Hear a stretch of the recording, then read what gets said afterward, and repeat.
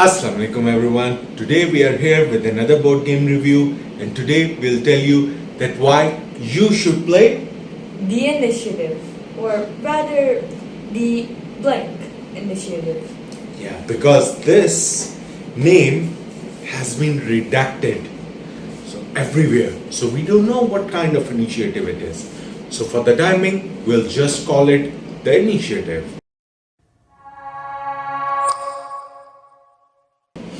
Now, the initiative is a family level game from Kori Kaniska. Those who know Kori Kaniska are going to be fairly surprised because Kori Kaniska normally makes very heavy games. But this one is a family level, very light game about code cracking. And you don't have to put like 7 iron bars into your head to figure this thing out. And it's going to be fairly light. The overall gameplay is going to be very simple. But with that simple gameplay, how you're going to actually end the game is going to be the cool part. Because you can actually end this game at any time you want once you have figured out what's the answer to the question that is being asked. And with each mission, the question is going to be different. So for example, for the mission number 1, it's asking what is the key phrase, and different symbols are going to be presented to you. Well, I will flip some just to give an idea. So once you have figured out that okay, this symbol means what, I will be flipping that portion up. So it's like Wheel of Fortune, like tiles which go up and show you what's underneath. It might be alphabets, it might be numbers, whatever it is, and you get some kind of clue or the answer. And you don't need to flip all of them up. Once you have flipped enough of them up, you will be able to make sense that what it is. If it's numbers, what sequence is it making? If it's alphabets, what word is it making? Or maybe some other mechanism as well, which will get introduced as you play the game.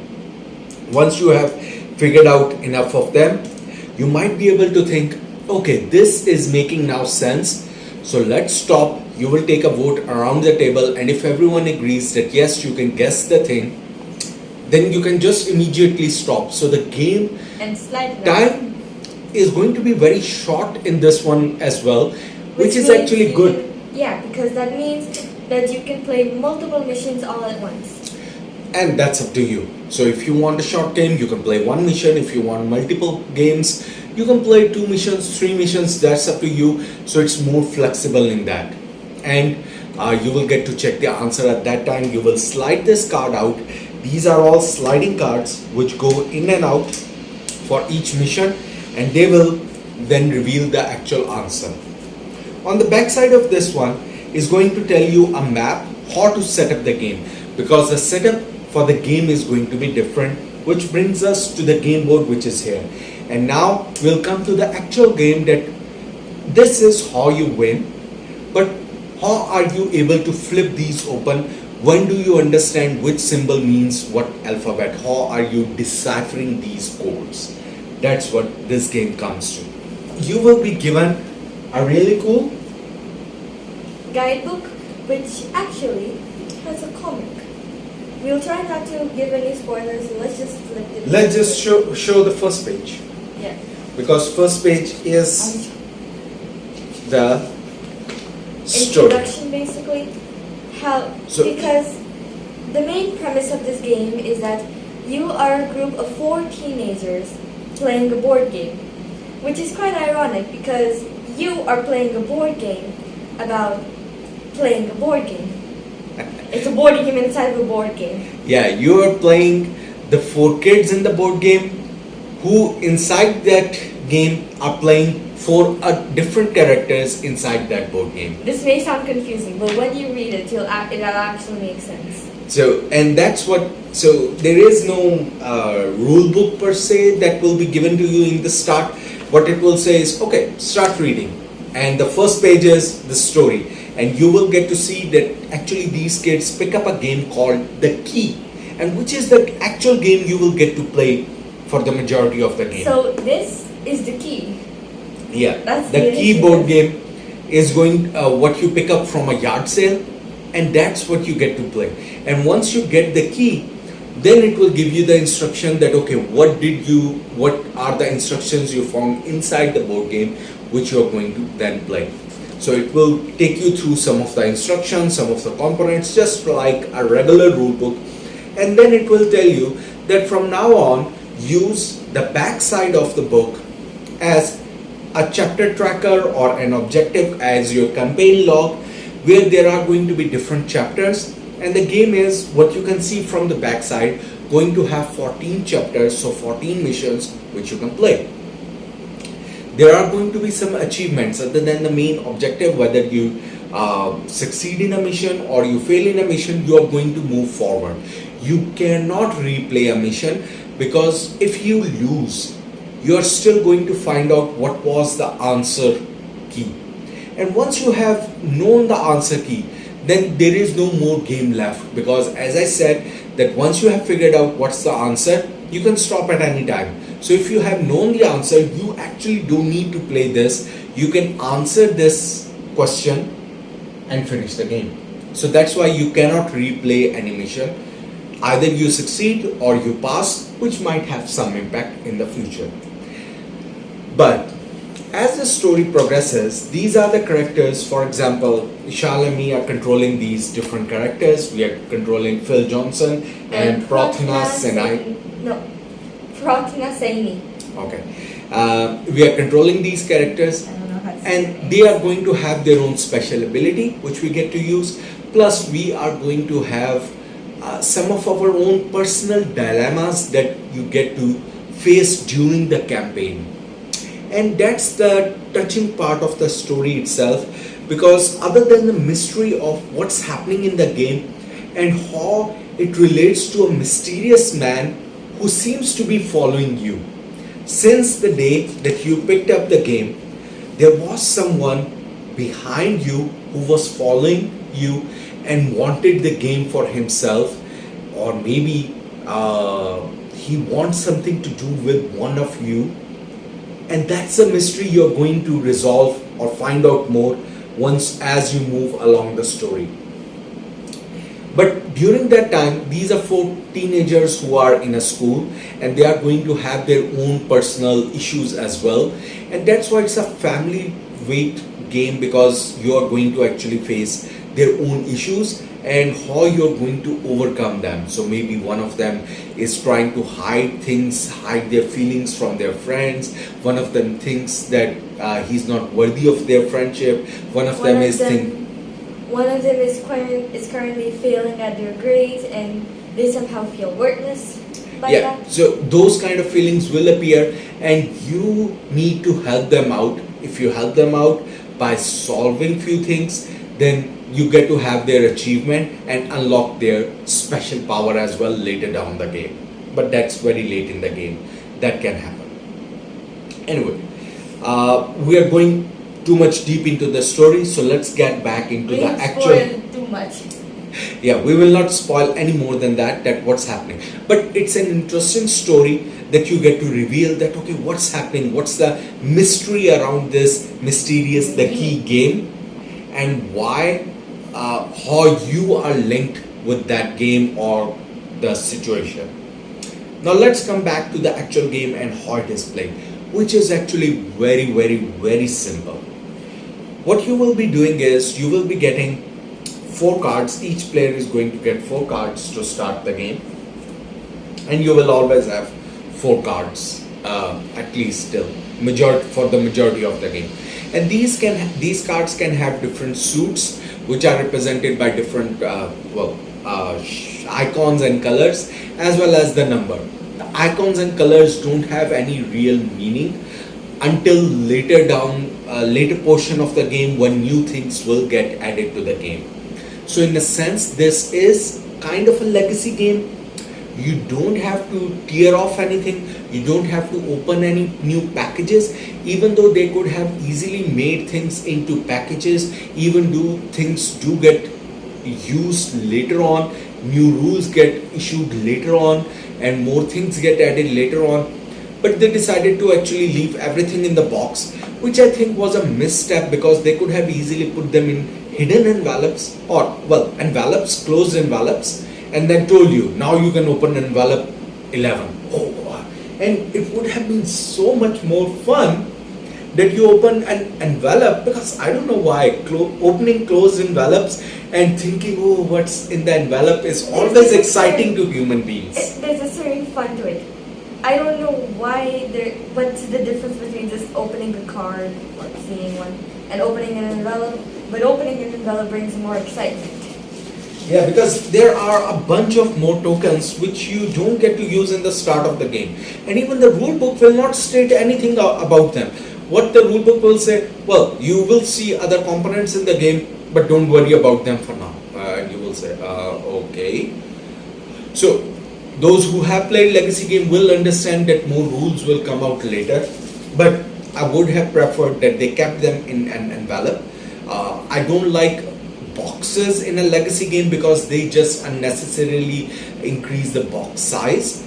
Things can easily fit in an envelope, and My City was a great example of it. You can put tokens, you can put new rule things, stickers inside envelopes and still get the same kind of feeling. So I think that they should have done here as well. But anyway, the tokens, additional things, even new characters are there available in the box, but you don't get to use them. So for now, the colors on the cards don't mean anything for now. You are only concerned with the numbers, and for majority of the game, even till the end, the numbers are what will matter. What you can do on your turn is two kind of actions. There are 4 actions available. You can run, you can perform so run means you can move to an up to 3 spaces away and stop at any time. Then there is an intel action which lets you reveal one of these secret codes. So shall do an intel action, for example.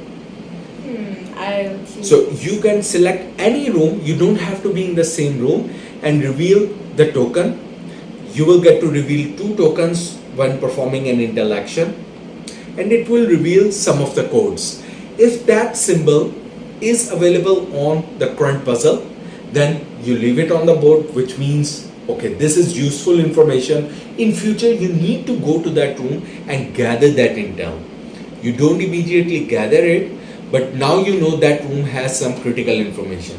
But if that information is not available in your current puzzle, then you place them outside, you discard them, which means this is not going to be useful for you, so no need to go to those particular rooms. The next is the gather action. Gather action you can do for the unflipped tokens as well as the reveal tokens as well. So for example, Ishal gather something.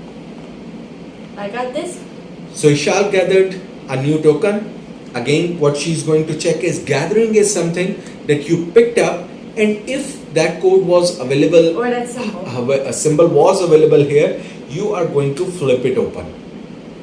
And that's what gather action let you do. Sometimes that symbol is available multiple times on this puzzle chart, so you will open all those windows related to that symbol. Also, there will be some special symbols underneath these, and again, the rules don't say anything about it. These will come into effect later on. But for now, these will do nothing. So that's the gather action. How are you doing? And these are the first 3 actions. I will not talk about regroup. But how are you performing these actions? That's where the cards come into play. To perform any of these 3 actions, you have to play a card from your hand on that pile. So for example, if I play... No, I will. Okay. Don't play on regroup. So if Vishal wanted to do this gather action, she will have to play her card on the gather action. So right now she have played a 2 card on this one. You ideally want to start, the cards are numbered from 1 to 12, and you want to start from the low card and slightly go higher and higher and higher. Because once you have played a card, then anybody else, this is a co-op game, so anybody else cannot play a card of a lower number than what's already there in the pile. So if a 2 is there and if I had a 1 in my hand, I cannot play 1 on this pile. this is Sorry. very similar to what you might have played in games like The Mind, where you can always go up in a pile, but if someone has played out of turn and placed a bigger number, then you bust. But here there are multiple piles, so you can still play a 1 on some other pile, but not on this one. Let's say in the future, my turn, I placed a 6 here. Now there is a 2 and a 6 here, which means the numbers in between are blocked as well. You cannot play a 3, 4 or 5 now, so someone has to play an 8. So you have to think about that, is it better for me to play this card here or maybe do some other action? And these are the decisions you will be taking. You cannot reveal to your other teammates that what cards you have in your hand. You can give them an idea that no, I have big cards, but not reveal more than that. You cannot tell them the exact number. Yeah, you cannot even say I have one number bigger than this. Of course, that's revealing the number itself.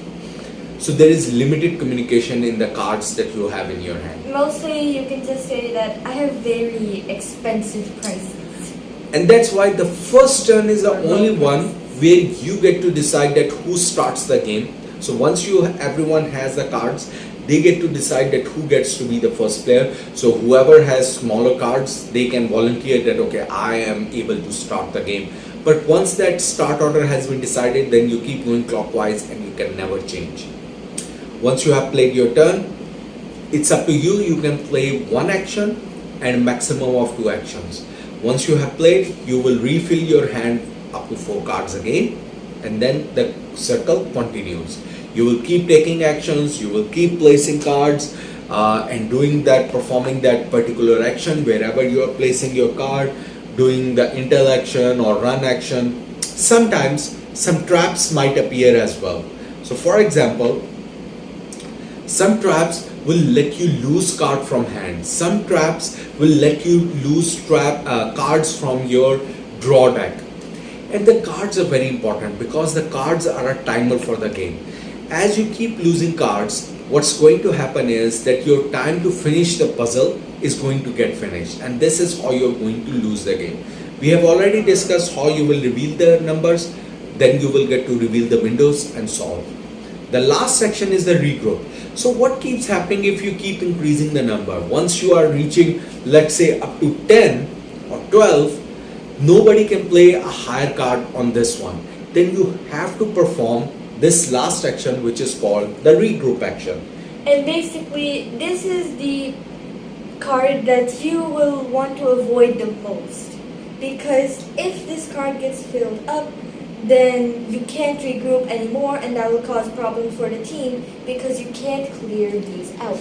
Yeah, so regrouping clears up any one pile of your choice and throws all the cards in the discard pile. Just a side note, there will also be tokens that restrict you from doing certain actions. The regroup also removes that. Correct. Because just like other traps which are going to discard your card, there can be other tokens like this one which will be placed if you perform an intel action. It can, and it gets revealed on the appropriate card. So for example, this one blocks the intel action itself. So in future, nobody can perform the intel action until you perform a regroup and clear up that blockage. So you need to regroup to clear up any such hurdles that you have been locked out of the security system, and you need to clear up the security protocols to actually get access to the system again. And that's the kind of thing you will be doing, trying to figure out where these things are. Now, there is a huge element of luck as well in this game, because where do these things get placed? Where do the traps get placed? Maybe the last clue you need was in the furthest room which you had not explored. That can always happen. But the good thing which mitigates that is that you don't have to actually reveal all the tokens to find the answer. As long as you can figure out with even the partial, you can still win, and that mitigates that luck element. Now, how do you actually lose the game? Slowly you will keep using your cards. Slowly this draw deck is going to keep depleting. The cards will go here, you will keep regrouping, and they will keep going into discard pile. Once there is enough, let's say, cards on the table, It's a bit much, but okay. and there is no draw deck left, at that time all the cards from this discard pile are going to be taken. But on the discard pile there are these 4 special time cards as well, which means that now the time is going to be up. We will flip this over, and this is going to be called in peril. So now the time in peril has started. That is, some security guards are going to come in. We are in peril, and we have a limited time before somebody comes in and catches us before we reveal the information. These time cards are going to get shuffled inside your normal discard pile. You're going to shuffle them up, and now this becomes your new draw pile. From now on, at any time, if at least 3 time symbols come up here or get picked up by the player, they have to immediately show that time card and discard it immediately. If at any time there are 3 time symbols, you immediately lose the game. And do remember that there is one time card with 2 time symbols on it. So for example, if I picked up first card, it can be your luck that it's a watch. And if you picked up a second one, it's even after shuffling, it's luck that it was a watch. But even if one watch comes up, you're picking it up wrong. You will be scared a lot, because you know there is a card, a time card with 2 time symbols on it. Because immediately when 3 time symbols are there, you immediately lose the game. So even if one single time card comes out, you are nearly blocked. You know at any time the game can end. And if a game ends by this way, you are not given a chance to make a guess. So if you want to make a guess, do it now or don't pick up the card.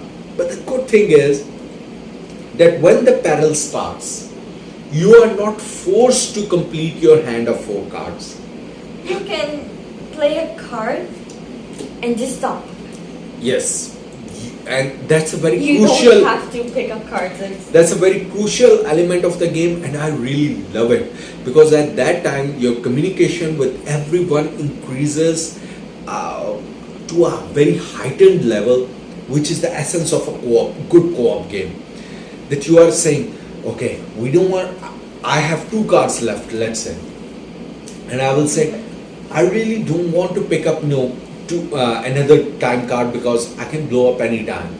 So the maximum I will do is, I will do an intel action for you. Can you pick this up? I'll do intel action. Oh, we really need this, but I'm stopping, I'm not picking up. So if I have 1 card in my hand, I can even pass my turn. I don't even have to take a turn. So I'm passing for now, and I'm letting someone else take the limelight and do the action. So someone else will go there, pick up that last token, reveal something, and maybe, well, Ishal did a gather and a camera icon comes. The camera icon lets you discard a card. Maybe we were able to reveal or find the answer.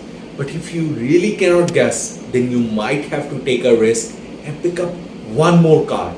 As long as it's not a time card, we are still safe. We can do 1 more turn. It's up to you how many cards you want to pick up. Maybe you want to take a risk and pick up 1 more card and be safe.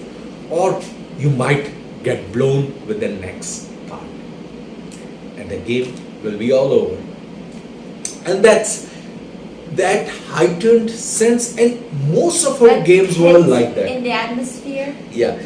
Most of our games had that tension at the end. We were just about to resolve or solve, but we were not there yet, and the deck ran out. And then the time card, I don't know why, no matter what you This man has cursed hands, okay? Let me narrate this. This man, his hands, they are cursed. Both card-wise and shuffling-wise, because every single time he shuffled a deck, boom, time card, time card, time card. I don't know what happened to him. So anyway, that's how the base game works. There will be few elements added as you move on. There will be strip wires added in the rooms. There will be few enemies added which move around the room and make it difficult for you to actually pick up things. There will be wall sections added in the rooms to change the map a bit, close some doorways, open additional doorways. There will be safes added to the room which are going to actually block you from doing the interaction in that particular room until you physically are present in that room. So other game elements are going to come, nothing too out of the ordinary, but enough to actually give you a variety in each of the missions as you move along. But why you would be still playing along are actually due to these cool puzzles that you get to solve, because there is a huge variety of these puzzles and each puzzle is going to be different. Not only that, but there is a deck full of secrets. So Ishal, do you want to tell them about secrets? No, they're secrets. Yeah, they are secrets. But behind these secrets, there are going to be different kind of methods of deciphering codes, different kind of things which will reveal plot items, They will help different you get things. closer to your achievements. Yeah, different things are going to be here which you get to unveil whenever they tell you that now you can have secret card number, whatever. And honestly, these secrets can come in the most bizarre places. Yeah, and you get to solve them. Sometimes you will get to solve mysteries on the comic book itself. So there will be a lot of code cracking that you need to do. Sometimes you And need they're to very decipher confusing. clues. Sometimes you need to decipher the clues and then you reach the result. It's not going to be obvious, and it's going to be very interesting for you that how that works out.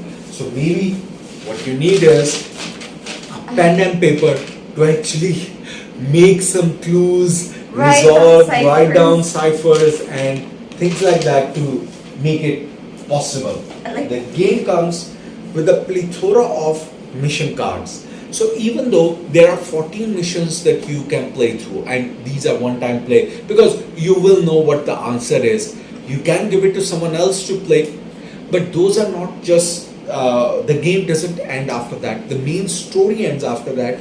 There are still additional mission cards which you get to play post the campaign. So the game doesn't end. You still get to enjoy around, I think, 8. So there are 24 additional missions which you can play after the main campaign as well, which is more, so that makes the post campaign longer than the actual campaign, story campaign itself. Oh, I just shuffled this deck 2 times and the time card was at the very bottom. So anyway, that's the initiative. So Ishal, what did you like about this game? Nearly everything. I'm not a big fan of strategic games or games that put too much tension in the air. I don't like that. But this game doesn't put tension? Like, it puts tension, but it's the kind of tension that you like. It's kind of like, it's an exciting tension. I like the adrenaline. I don't like the tension that makes you want to just explode your head. Yeah, you don't want to think about economy, that 2 coins give me... You don't want to think about the government. Yeah, you don't like economic games kind of thing. Yeah. Okay. This is the nice kind of tension game. The game mechanics are really easy. You just move, you can do stuff. And honestly, it's kind of funny when someone messes up.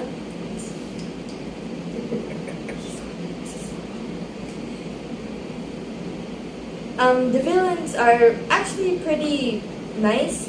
They do make the game harder, and that's basically what a villain should do. The art's really nice, that's for sure. What is the art? The art's really nice. It's basically very simple, and it does kind of give off that feeling that you're reading a comic from the older times. I don't know what specific time period, 2000s. And basically the simplicity of it, especially this one. Yeah, so if you like puzzle games, you and your family are going to have a blast playing this game. The gameplay has been kept so simple that anyone can jump in, but the deciphering is what will keep you coming back to the game more and more. There is no doubt that this was one of our most enjoyable games from last year in the family weight games. So if you're looking for something It's to do with your addictive. family and you want something which has legacy kind of elements as well, which is what I love, that a campaign reveals secrets being open, then this has that in spades. So high recommendation from us, but for a family level. If you're looking for something for more strategic economic mind, then this game is not for those people. But for families, it's a high recommendation from us. That's it from me. Don't forget to like and subscribe. Happy gaming! Happy gaming! And just a side note, when you get the game, remember this. Remember this. Where did you get that song? You don't know? It's a Disney song. No. Remember me? No. I don't remember me. But I don't remember this. Remember me. Like this.